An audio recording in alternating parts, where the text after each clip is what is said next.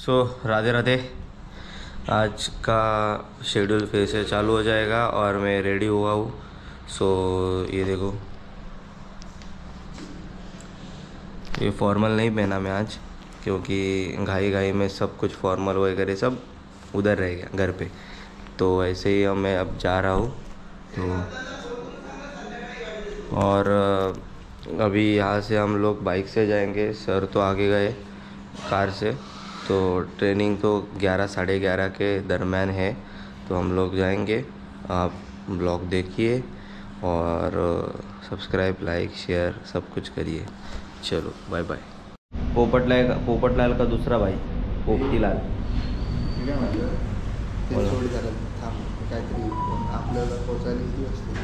अर्धा तास वाजले किती?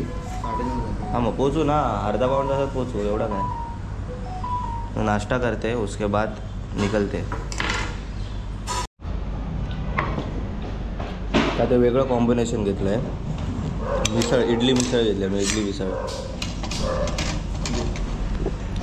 इडली मिसळ पाव जून असल्यामुळे इडली मिसळ घेतली आहे।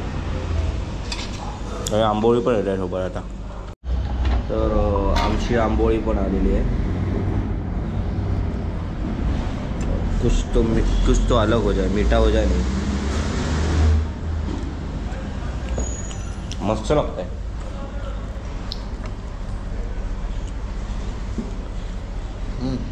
खरं काहीतरी वेगळं।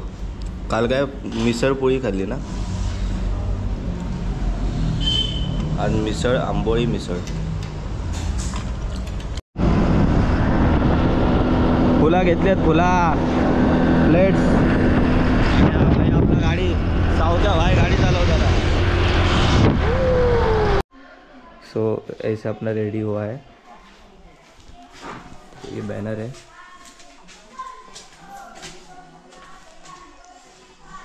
और ये हमारे ट्रेनर है आज के, doctor Jadhav sir. Yes sir. Yes, तो मिलते हैं सर, आते हैं हम थोड़े। तो अभी लोग आने के लिए चालू हुए हैं।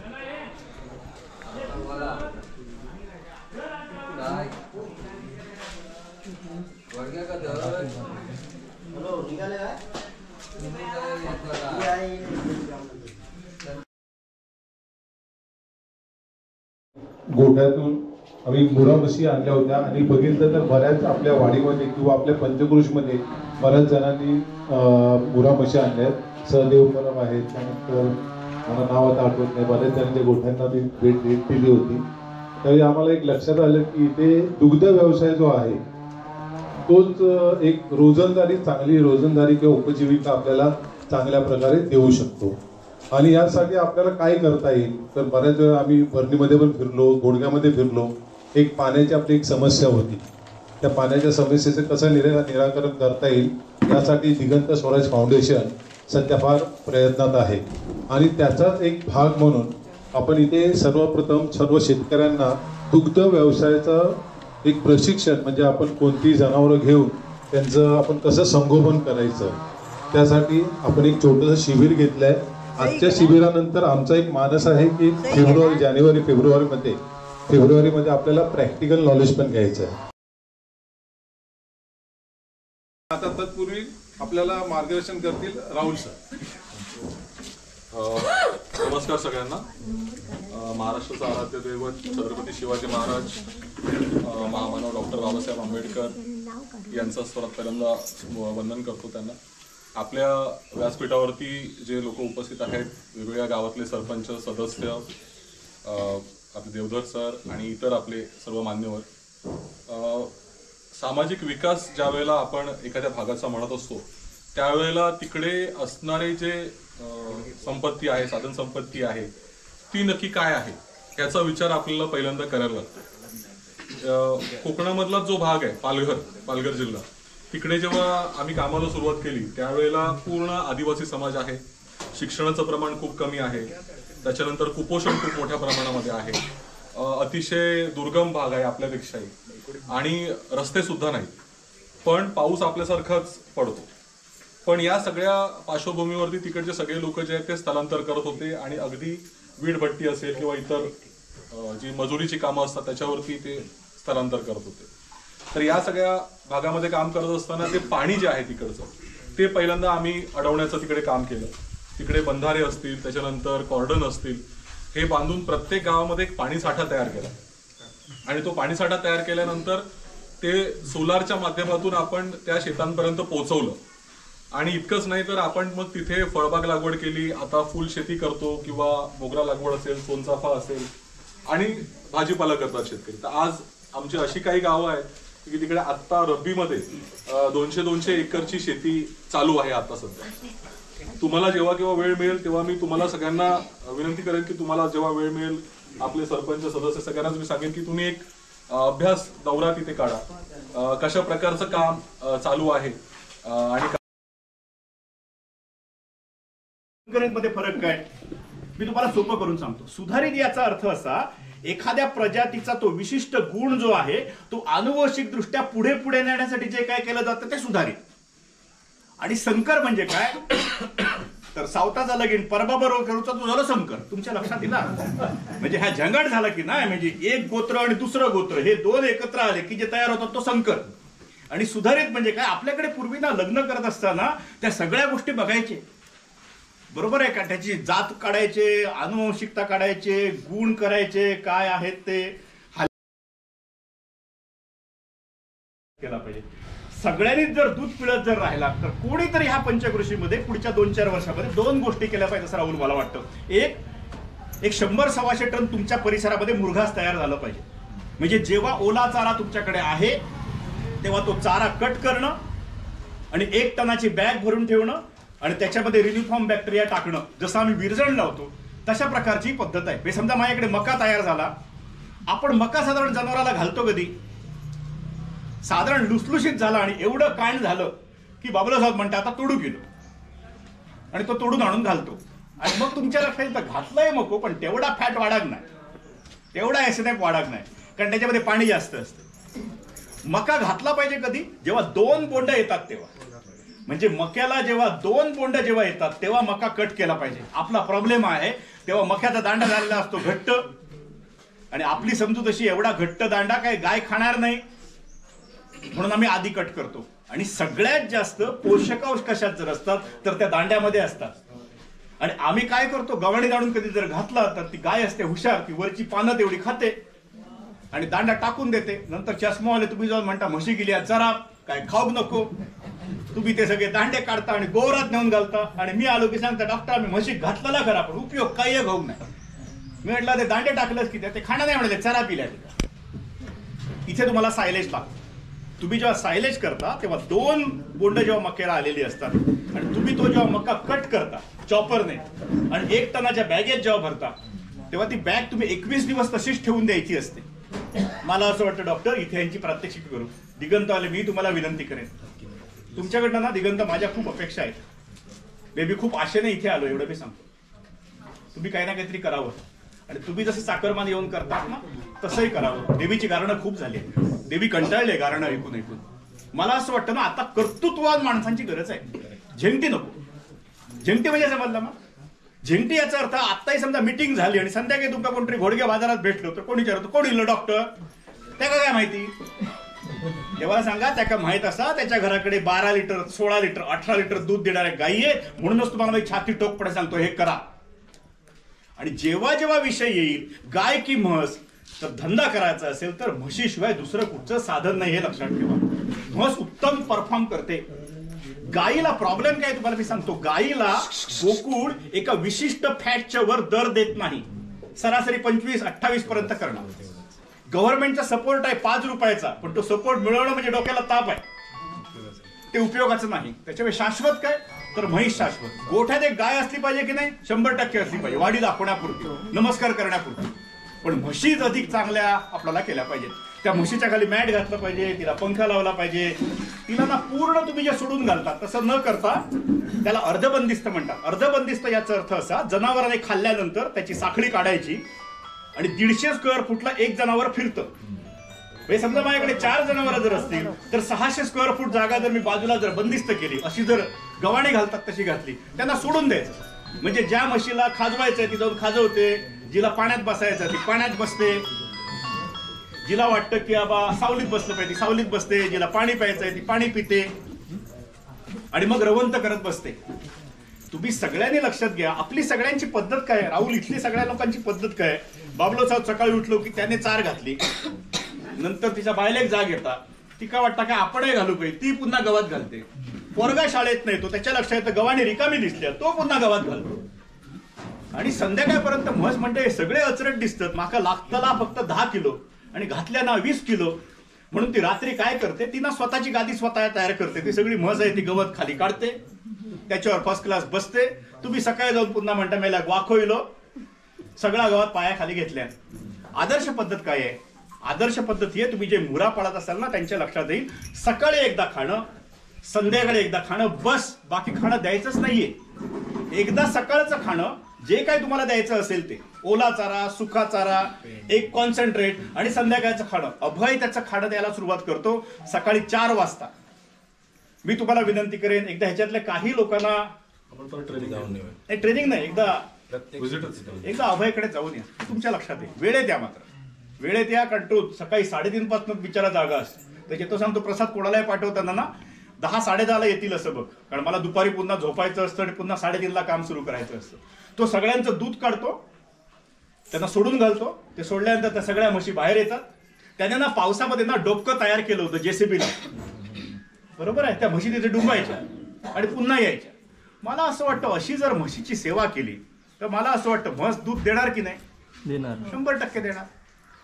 म्हणजे मी ना नेदरलँडला गेलो होतो, तिथे मी एक गोठा बघितला होता. आम्हाला नाबार्डने नेलो होतो, आम्ही 10 दिवस होतो तिथे. एका शेतकऱ्याकडे ना 400 गायी होत्या. किती? 400. माणसं किती? समजा तुमका 400 दिले आणि सांगितले राखणे ठेवा, तर किती राखणे असतील? बरोबर आहे. सगळे मिळून 3 राखणे. किती? सगळे मिळून 3. फुल्ली मॅकॅनाइज. त्या जनावरांना बांधलेलंच नव्हतं, कानी नव्हती, खायची प्यायची व्यवस्था होती. दुधाचं झालं की प्रत्येक जण त्या रांगेत यायचं. मतदान केंद्रात जशी रांग लागते ना, तसं ते सेन्स केलं जातं की हा म्हशीचं वय काय, ही गाय दूध किती देते आणि तिला खाद्य किती दिलं पाहिजे. सगळं ऑटोमॅटिक. त्या म्हशीला असं वाटलं पाठीला खाज येते, तेव्हा ती म्हस जाऊन एका ब्रश खाली थांबते, तो ऑटोमॅटिक ब्रश खाली येतो. तो ब्रश सुरू झाला की बूट पॉलिश होतं ना, तसं त्या म्हशीला बरं वाटतं. तिला असं वाटलं गारवा पाहिजे, तर ते एका सेन्सर खाली जाते. ही ऐश आराम ना अजून आपण पण करत नाही, तिथे जनावरांसाठी केली जाते. आणि त्या शेतकऱ्याचं दूध संकलन आहे, एका शेतकऱ्याचं 12,000 लिटर. हे तुमच्या लक्षात येईल. एक शेतकरी 12,000 लिटर दूध तयार करतो. आणि त्याच्या बायकोची कंपनी, हे परदेशी लोक हुशार असतात. एक कंपनी नवऱ्याची आहे आणि दुसरी कंपनी बायकोची आहे. ते सगळं दूध ती विकत घेते आणि सगळ्याचं चीज बनवते, कारण त्या देशामध्ये चीज खूप खपतं. त्याच्या मला प्रामाणिकपणे असं वाटतं, तुम्ही महिलांनी, तुम्ही आता उमेदमध्ये असणार, अमुककडे असणार, असेल आपल्या इथे असलेल्या भौगोलिक दृष्ट्या आपल्याकडे असलेली उपलब्ध जमीन, आपल्याकडे उपलब्ध असलेल्या जे साहित्य सामग्री आहे किंवा पाणी आहे, किंवा आपल्याकडे पहिलं घाटावासारख्या पश्चिम महाराष्ट्रात का विषय नाहीये. आपल्याकडे खूप जमिनी प्रत्येकाच्या कमी कमी असतात. त्याच्यामध्ये त्याचं घर असतं, त्याची शेती पण त्याच्यात असते, त्याचा जनावरांचा गोठा पण तो घराच्या आजूबाजूलाच कुठेतरी बांधलेला असतो. जनावरांची संख्या पण खूप काही कमी प्रमाणात असते. दूध व्यवसाय किंवा दूध धंदा ज्या ठिकाणी, दूध संकलन ज्या ठिकाणी या इथून होतंय, त्याप्रमाणे त्याच्यावरूनच अंदाज येतो आपल्याला की आपल्याकडे जनावरांची संख्याच किती आली. ते प्रथमतः तुमच्यापैकी कोणतरी एकाने सांगा की जनावरांचा गोठा कसा असला पाहिजे. इथे कोण सांगणार नाही की माझं चुकेल की काय, कोणतरी काहीतरी म्हणेल किंवा असतील, त्याच्यासाठी कोण काय बोलणार नाही. जनावरांचा गोठा कसा असला पाहिजे प्रथम ते मी सांगतो. जनावरांचा गोठा हा उंच भागावर असला पाहिजे. जी तुमची नॉर्मल जमीन आहे, साधारणतः बाजी जो जमीन आहे त्याच्यातून 2-3 फूट उंचावरती जनावरांचा गोठा असला पाहिजे. जनावरांच्या गोठ्याची उंची ही साईडची जी आहे ती किमान 10 फूट असली पाहिजे. 10 फूट असली पाहिजे. तो वरचा मधला जो भाग आहे, गव्हाणीचा भाग जो मधला आहे तुमचा, तो भाग किमान 12 फूट असला पाहिजे. हवा खेळती राहिली पाहिजे. जनावरांची उंची 1 मीटरवर 3 फूट हाईटची असते. जनावर गव्हाणीमध्ये बांधल्याच्या नंतर त्याच्या मागे जनावराला किमान 7 फूट जागा लागते. जनावर धावणीला बांधल्यापासून त्याच्या पाठीमागची 7 फूट जागा तिची पकडायची, म्हणजे तिला हवेशीर बसता येतं. त्याच्या पाठी 3 फूट जागा ही तुम्हाला तुम्हाला शेतकरी मालकाला फिरण्यासाठी किंवा डॉक्टर तुमच्याकडे कृत्रिमरेतन करण्यासाठी येणार किंवा उपचार करण्यासाठी येणार, तेव्हा फिरते वेळी त्याच्या पाठीमागे, जनावरांच्या पाठीमागे 2.5 ते 3 फूट जागा शिल्लक राहिली पाहिजे. आणि त्याच्यानंतर तुमची गोमूत्राची जी पाठीमागे नलिका आहे, गोमूत्र तुम्ही जेव्हा सोडणार आहात ती तुमची त्या जागा किमान 10 फूट लांबीचा हा जनावरांसाठी राहिलेला एका जनावरांसाठी भाग पाहिजे. त्याच्यानंतर 2 जनावर तुमच्याकडे असतील तर 2 जनावरांमध्ये जो 2 जनावरांमधला मधला भाग आहे, म्हणजे एखादा आपल्याकडे असं चेंगराचेंगरी होता कामा नये, त्याने जनावर स्वस्थ राहत नाही. तुम्हाला एकदम जसं खिचडीमध्ये झोपायला दिलं तर तुम्ही झोप लागेल का तुम्हाला? नाही. त्याचप्रमाणे जनावराचा पण तशाच गोष्टी आहेत की त्याला पण एकदम हवेशीर बसता आलं पाहिजे, हवेशीर त्याला जागा मुबलक मिळाली पाहिजे. त्यासाठी जनावराचा प्रथमतः तुम्ही जनावर आणल्याच्या नंतर त्याची पहिली व्यवस्था जी होणार आहे ती जनावरांच्या गोठ्यात. आपण जसं जिथे कुठे पण राहायला गेल्याच्या नंतर पहिली राहायची व्यवस्था जसं करतो, आपल्या निवाराची जशी व्यवस्था करतो, तशी त्याचप्रमाणे जनावरांची पण पहिली प्राथमिक जी गोष्ट आहे ती त्याचा जनावरांचा असलेला चांगला गोठा. तर गोठा, त्याच्यानंतर त्याची गोठा असा सपाट असता कामा नये. त्याच्यानंतर त्याने शेण टाकलं किंवा लघवी केली तर लघवी त्याची किमान एकदम उतरता असता कामा नये. उतरल्यानंतर मग जर गाभण जनावर असेल तर त्याची पाय फाकण्याची परिस्थिती, कारण लघवी केल्याच्या नंतर बुळबुळीतपणा होतो, शेण असल्याच्या नंतर बुळबुळीतपणा होतो, त्याच्यावर पाय पडल्याच्या नंतर जनावर पाय फाकण्याची परिस्थिती उद्भवते, त्याच्यानंतर आपलंच नुकसान होतं. त्यासाठी जनावर गोठा बांधताना कशा पद्धतीने असला पाहिजे, किंवा तुम्ही जर गोठा तशा पद्धतीने बांधत असाल तर तुमच्या नजीकचा डॉक्टर, सपोज कोकरे डॉक्टर असतील किंवा अन्य कोणतरी मार्गदर्शक, त्यांच्या मार्गदर्शनाखाली तुम्ही त्याचं गोठ्याचं व्यवस्थित बांधकाम करून घेतलं पाहिजे. त्याच्यानंतर बाहेरची जी भिंत आहे ती किमान 3 फूट आणि त्याच्यावरती तो वरचा भाग आहे तिथे जाळी किंवा तो ओपन ठेवला पाहिजे किंवा नेट बांधलं पाहिजे, कारण का जेणेकरून सूर्यप्रकाश हा आतमध्ये तुमच्या गोठ्यामध्ये गेला पाहिजे.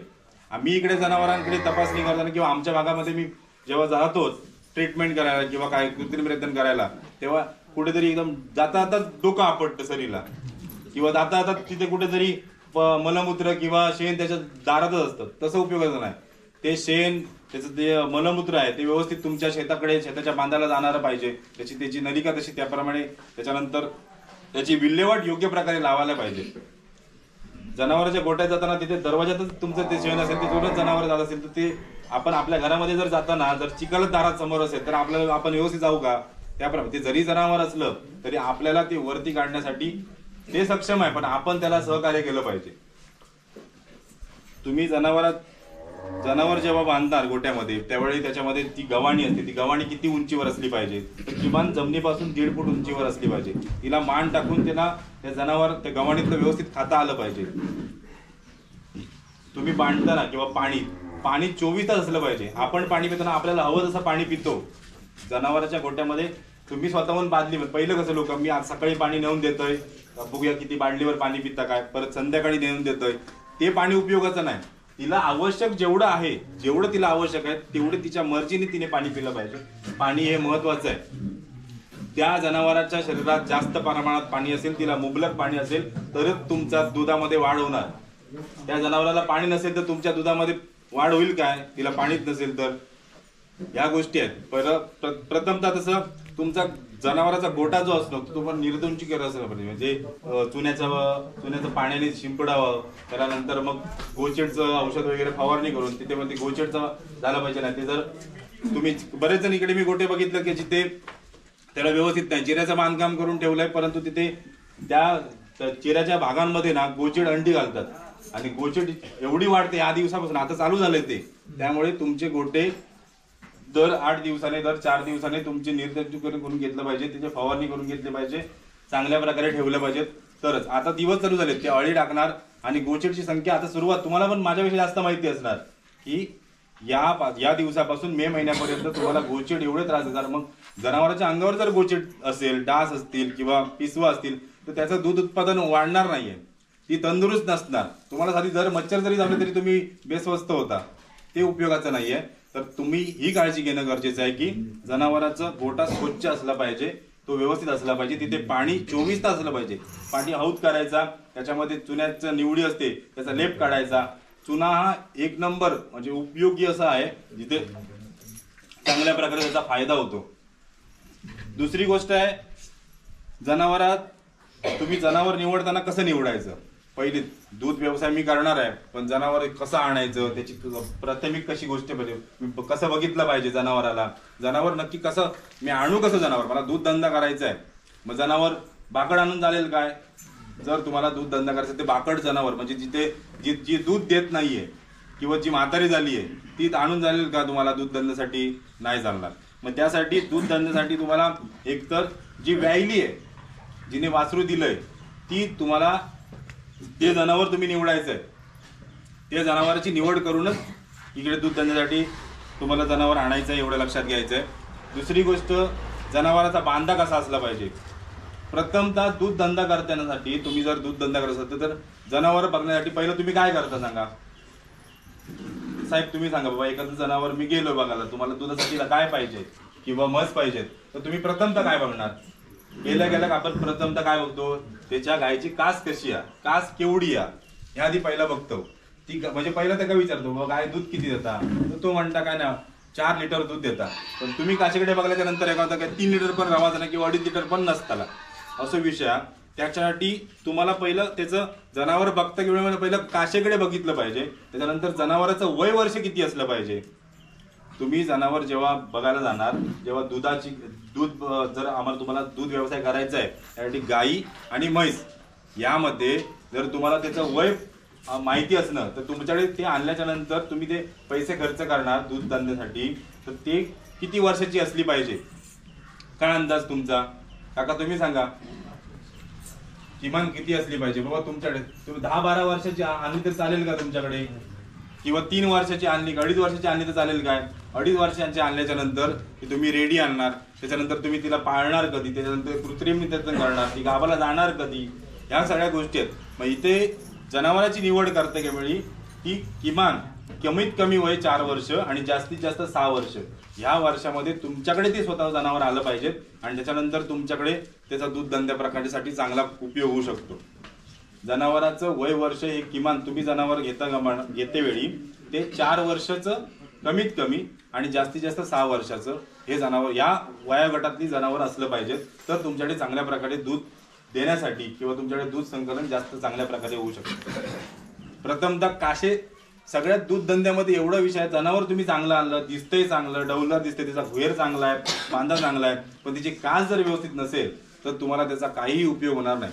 जनावरांची कास हे महत्वाचं उद्दिष्ट आहे. तर तुम्ही जनावर निवडताना ते वयोगटातील 4 ते 5 वर्ष किंवा 6 वर्ष यामध्ये असलं पाहिजे. दुसरी गोष्ट, जनावरांची कास चांगली पाहिजे असली पाहिजे. त्याच्याकडनं ती पहिली, जेव्हा तुम्ही जनावर खरेदी करणार तेव्हा कोण सांगणार नाही तुम्हाला खरी माहिती, ती तुम्हाला स्वतःहूच निवडायची आहे.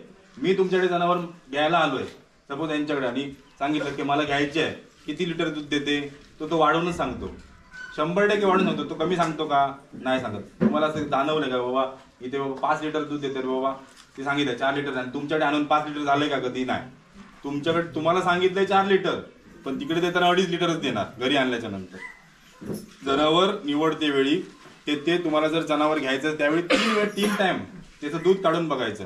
आज सकाळी दूध काढायचं, परत संध्याकाळी काढायचं आणि दुसऱ्या दिवशी परत सकाळी काढायचं.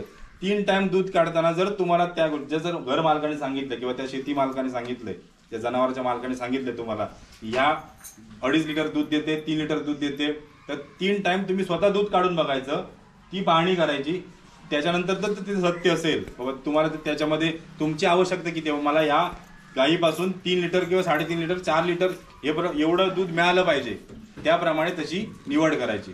निवड घेताना काळजी काय घ्यायची समजलं तुम्हाला. जनावरांची कास प्रथमतः महत्वाची, तिचं वय वर्ष महत्वाचं. जनावरांची पहिली हिस्ट्री पाठी म्हणजे विताना अडलेली असताना ती जनावर ओढून काढता कामा नये. ओढून काढताना पण कसं काही बरेचसे असतात की अंग बाहेर येतं, मग त्याची ती विचारपूस करणार. तर तुमच्याकडे अंग आलेलं बाहेर जर जनावर आणलात तुम्ही, तर तुम्हाला त्याच्या औषधोपचार करण्यासाठीच किंवा ती परत गावाला जाण्यासाठी तुम्हाला प्रॉब्लेम येऊ शकतो. मग त्यासाठी तुम्हाला ह्या गोष्टींची विचारणा किंवा त्या गोष्टीसाठी आवश्यक औषधोपचार करणं गरजेचं आहे.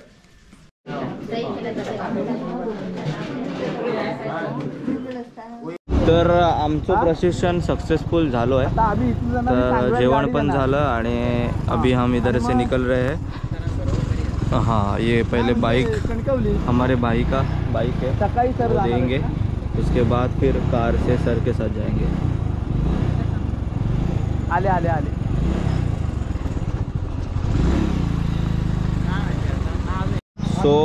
आज का दिवस आज के दिन का हुआ हमारा।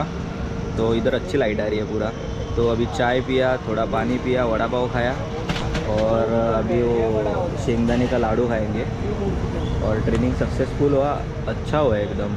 ये अपने भाई के वजह से, ये अपने भाई ने अच्छा किया पूरा। और मैं तो हेल्पर था उसका, PA मतलब पर्सनल असिस्टेंट। तो हम लोग कल से निकलेंगे, फिर ट्रैवल होगा। ट्रैवल में क्या, मैं रोआ जाऊंगा, ये भाई जाएगा अपना तुझा डोळा लाल झाला बाबा,